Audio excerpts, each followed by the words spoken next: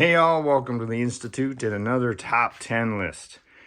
Well, it's been a little while since we did a top 10, so I thought we'd switch one up here, put it in on a Friday instead of an acquisition report because I haven't really picked up too much this week. So let's talk about the top 10 Sideshow 6th scale series that they've done. Now, they've done tons. They've done characters like Get Smart and Hogan's Heroes. I mean, they've done everything. My top 10 are going to include series that went deep. Not stuff where they only had 2 or 3 figures, stuff that went deep. And believe me, there are way more than 10 of those that are good. I'm actually going to combine a bunch of them for my number 10 spot. I'm throwing together all of their military and historic figures into one category here. Then they really did this line up well. This is the Brotherhood in Arms here with the Civil War, both North and South characters. You got a cannon and the wall. They loved doing diorama pieces, but they also did Western characters like Custer and Wyatt Earp there. They did Abraham Lincoln. They did George Washington and both British and American soldiers. They did World War I and World War II. They just really cranked out a ton of great military figures. They love history, and it is quite obvious. So that one gets my number 10. Number 9. It's another line that is going to be near and dear to a lot of people's hearts, at least in terms of the character. All of the figures weren't necessarily great in this line, but they did a diorama, the map room for their Indiana Jones line, that is the centerpiece of any 6th scale Indiana Jones setup. If you don't have this map room, you've got to have it. Yep, it looks better with the Hot Toys figure in there, but still. And they added lots of other things too. You can see they did various villains. They did various versions of Indy from the different movies. They gave us an Ark of the Covenant. They even gave us old Indy with his refrigerator. And of course, they gave us his dad, who's down around this corner, Dr. Jones Sr. And that was a really nice version of him. You'll notice that the Hot Toys Indy there on the right, that is actually, while the background is from Hot Toys, that little diorama there for the fertility idol, that is from Sideshow as well. I like their version better that they did. So there you go. That's number 9, Indiana Jones. Number 8 is right over here and really does show how Sideshow is one of the only companies that's ever gone deep with an interesting and intricate license like Monty Python and the Holy Grail. Now on this shelf, you'll see a bunch of the different characters. You can see how deep they went. Of course, around over here, they did give us the full 5 figures, as well as both in 2 versions. There's a clean version in back, that's what's boxed, and then they had a muddy version. But they also went deep with all the rest of the characters in the film. Everybody from the Black Knight to the French Taunter. They just did everybody they could in this line. And there's even a knight who says knee up there, still in the box. So yeah, this is my number 8 easily. And I wish companies would go deep like that nowadays. Of course, if you're going to charge $300 a figure, it makes it a little difficult to collect that many. Number 7, they didn't do just licensed figures. Like with the historical line, they did some unlicensed stuff.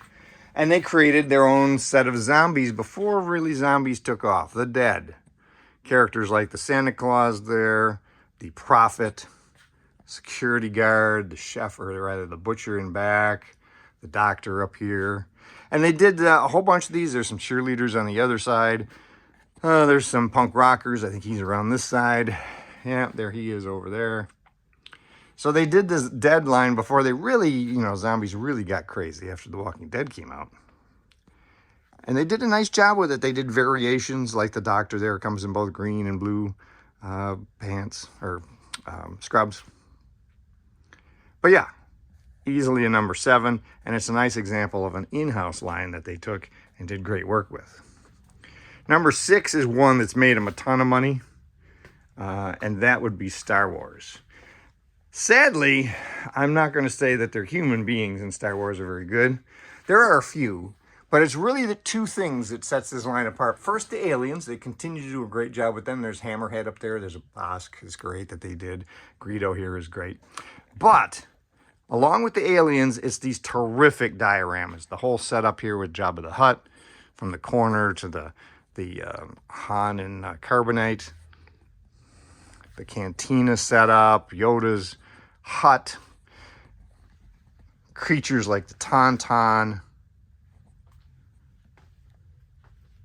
and of course the Dewback over here.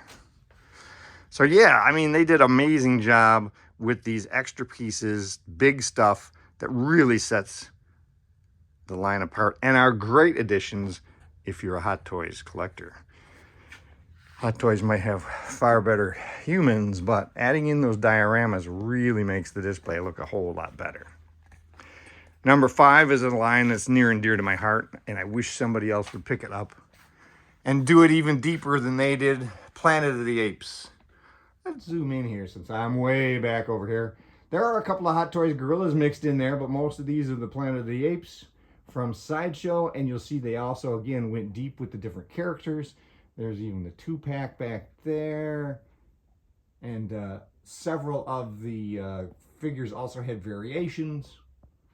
Those are the ones that are boxed in back. And they did the 2 big lawgiver statues, including the one with the blood that was the San Diego Comic-Con exclusive.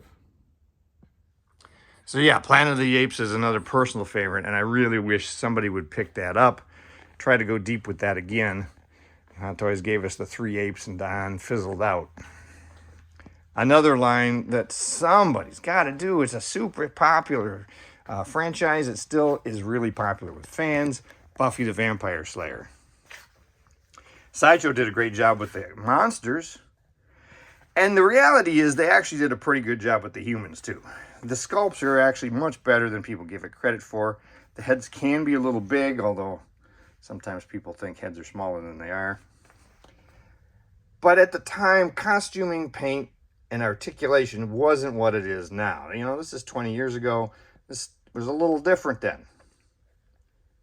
And yes, we still complained about some of it. Here's Willow back up over here. And another Buffy. We still complained about it.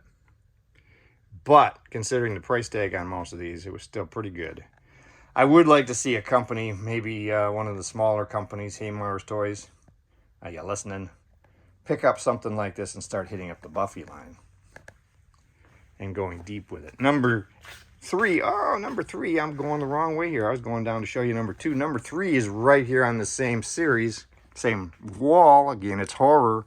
Number 3 is 80s horror. I'm lumping in Michael and Jason and Freddy all together here. Sideshow did, again, a long, deep line. They've done it over decades. So some of those are mixed in. You know, there's some other characters mixed in here from other companies, but most of these are Sideshow, and it shows the difference in the quality over time. So this is their first Freddy. They did, again, cool diorama with the furnace. And then this is their later Freddy. You can see how much better it got, costuming and paint. Really nice work. And of course, they did other characters like Leatherface. But it was really, you know, the big boys of the 80s that I'm counting as number 3 there. All right, now number 1 is down this, or number 2 is down this way. I had to take a little walk down this way to get the Twilight Zone and Outer Limits. I'm lumping these 2 together. Sideshow kind of did as well when they released these. They did them all kind of as a series. And I really wish somebody would pick up these characters. You don't even have to redo most of these. Sideshow did a nice job on this line. You see some X-Files mixed in there.